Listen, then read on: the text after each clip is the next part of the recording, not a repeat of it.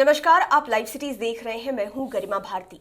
मार्च का महीना चल रहा है और टैक्स वगैरह की खूब बातें हो रही है। आम आदमी सोच रहा है कि कैसे कैसे करके बचत की जाए और इधर गवर्नमेंट के तमाम एम्प्लॉय लगे हुए हैं कि कैसे टैक्स को ज़्यादा से ज़्यादा ले लिया जाए जो आम नागरिक हैं उनसे। लेकिन इसी बीच में हम आम जनता की बात करने के लिए बैठे। हमारे साथ जाने माने सीए मशीन्द्र कुमार मशी मौजूद हैं। ICAI बिहार चैप्टर के पूर्व चेयरमैन रहे हैं और साथ ही साथ इनके पास 2 दशकों से भी अधिक का अनुभव है प्रैक्टिस का।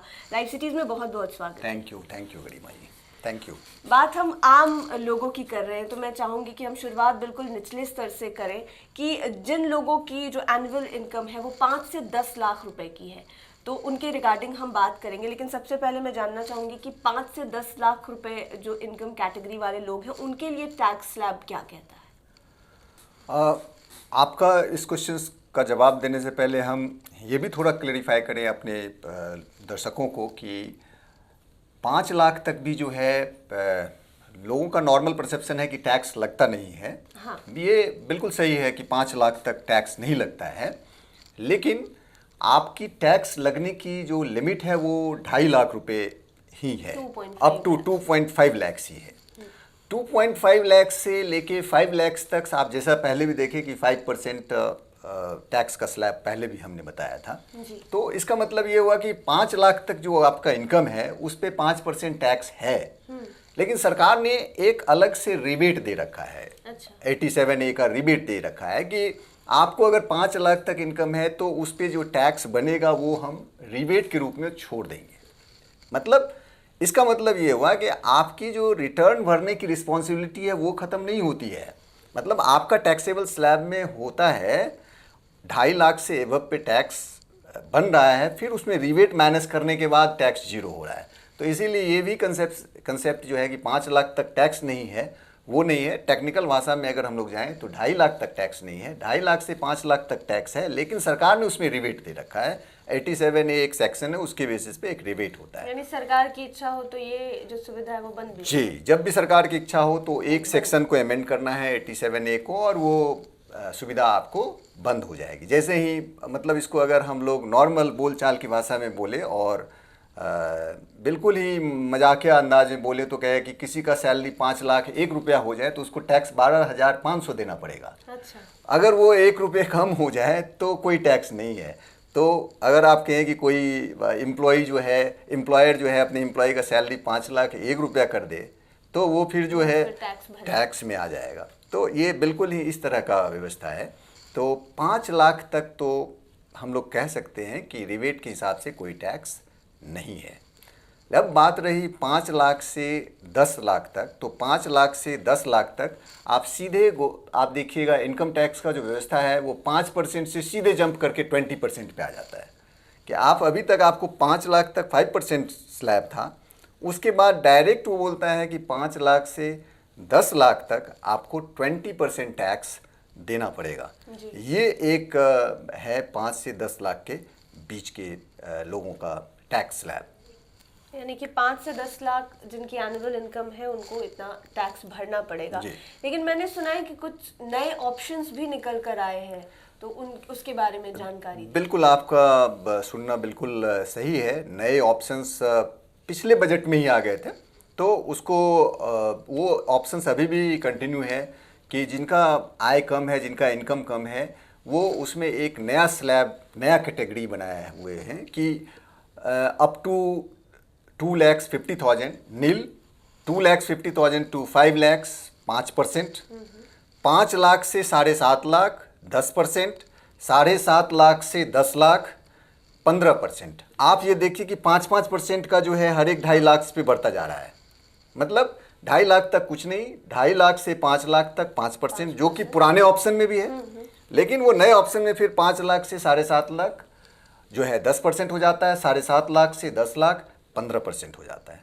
तो आप अगर इस ऑप्शंस को देखेंगे तो दोनों में कंपैरेटिव स्टडी करने पे कि अगर आपके पास और कोई चीज़ इन्वेस्टमेंट नहीं है, कोई अदर्स वे आउट नहीं है अपने टैक्स को बचाने के लिए, तो आप जो है देखेंगे कि 15 लाख तक आप 20% डायरेक्ट दे रहे हैं, जबकि यहाँ पे 5 लाख और 5 लाख से 5 लाख के बाद 7.5 लाख, 7.5 लाख से लेके 10 लाख तक आपको 15%, 5%, 10%, 15% का बचत हो रहा है। मतलब ये इस हिसाब से सेफ गार्ड है। तो ऑप्शंस 2 जो है एक नया ऑप्शन है जो इस तरह से आप देख सकते हैं। ऑप्शन 2 के बारे में तो आपने बता दिया, लेकिन इससे क्या कोई नुकसान भी हो सकता है या फिर कुछ चीज़ों के बेनिफिट से हम वंचित भी रह सकते हैं?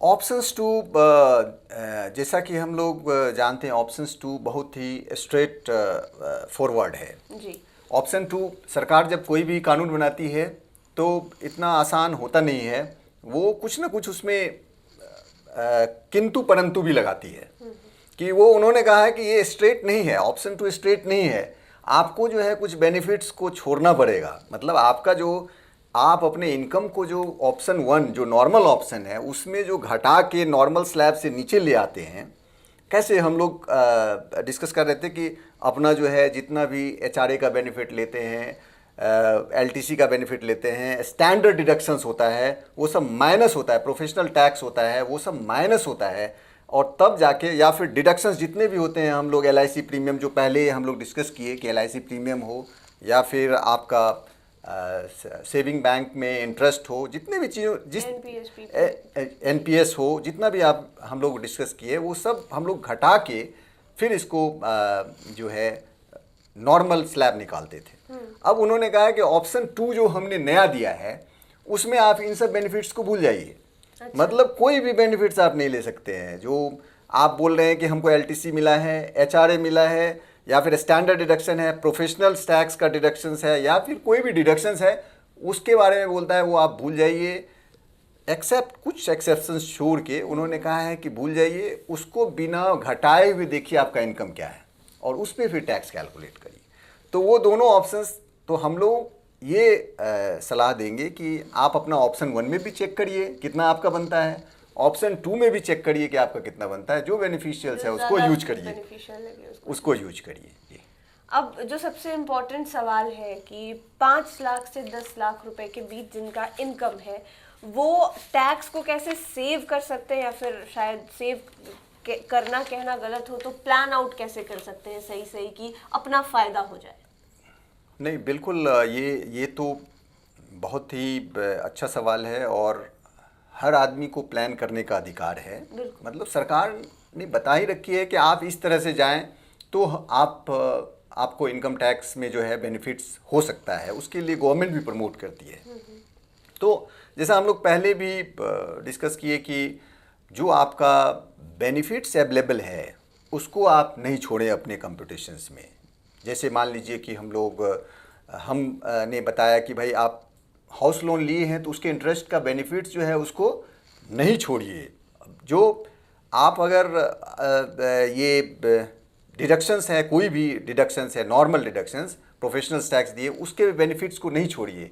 या फिर आपका जो जितने भी तरह का डिडक्शंस अवेलेबल है, खास करके जो आपने हाउस लोन का रिपेमेंट किया है, या एलआईसी प्रीमियम पे किया है, या फिर पब्लिक प्रोविडेंट फंड पे किया है, या फिर आप कहिए कि म्यूचुअल फंड का आजकल कॉन्सेप्ट है, म्यूचुअल फंड में एवरीबॉडी इज इंटरेस्टेड, तो उसमें भी नोटिफाइड म्यूचुअल फंड है। नोटिफाइड म्यूचुअल फंड में अगर आप इन्वेस्ट करते हैं तो वहाँ भी डिडक्शंस होते हैं। आप हो सकता है कि नोटिफाइड म्यूचुअल फंड में इन्वेस्ट किए हो, आपको पता ना हो, तो आप अपना टैक्स कंप्यूटेशन करते वक्त उस चीज़ को ज़रूर माइनस करें। फिक्स डिपॉजिट है 5 ईयर्स के लिए, वो ज़रूर से ध्यान दें। अगर आप सुकन्या समृद्धि योजना में पैसा लगाए हैं उसको ज़रूर माइनस करें। एनएससी के जो आप परचेज किए हैं उसको भी ध्यान में रखें। ये एक तमाम तरीका है जो आपके पास होना चाहिए कि आप अपने टैक्स स्लैब्स को माइनस, टैक्स स्लैब में आने के लिए इस डिडक्शंस को माइनस करें, तभी आप टैक्स का जो है सही टैक्स पेमेंट कर पाएंगे। तो ये बहुत ही ज़रूरी है कि आप अपना चेकलिस्ट और आप अपना चीज़ों को अच्छे से वर्कआउट कर लें। जी, बहुत बहुत शुक्रिया आपका, आपने ये तमाम चीज़ें बताई, और ख़ास करके उन लोगों के लिए जिनकी एनुअल इनकम 5 लाख से लेकर 10 लाख के बीच है कि वो अपने टैक्स पेमेंट को कैसे प्लान आउट करके अपना फ़ायदा कर सकते हैं और बचत कर सकते हैं। Thank you so much. Thank you very much. तो आपने जाना 5 लाख से 10 लाख रुपए तक अगर आपकी एनुअल इनकम है तो आप किस तरह से टैक्स को बचा सकते हैं और अपने लिए ज़्यादा बेहतर चीज़ों को चूज़ कर सकते हैं। तमाम जानकारियाँ इसी तरह की हम आप तक पहुँचाते रहेंगे। आप हमारे चैनल लाइव सिटीज़ को सब्सक्राइब कर लें। ये वीडियो फेसबुक पर देख रहे हैं तो पेज को लाइक करें। आप हमें ट्विटर पर भी फॉलो कर सकते हैं। धन्यवाद।